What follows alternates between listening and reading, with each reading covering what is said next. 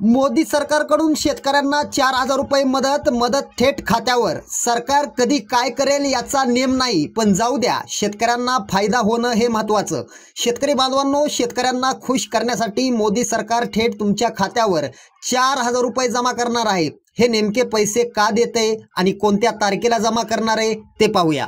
मित्रांनो, आपल्याला माहितीच असेल, सध्या देशात लोकसभा निवडणुका होणार असून सर्वाधिक मते ही शेतकरी वर्गाचे असून शेतकरी वर्ग सध्या सरकारवरती नाराज असल्याची माहिती एका सर्वेमध्ये आढळून आली।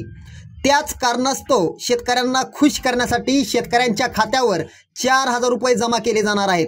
हे पैसे आहेत पीएम किसान योजनेचा 16वा आणि 17वा हप्ता। कारण मित्रांनो, 16वा आणि 17वा हप्ता शेतकरी बांधवांच्या खात्यावरती वर्ग केला जाणार आहे। तर हे पैसे नेमके कधी जमा होणार ते पाहूया।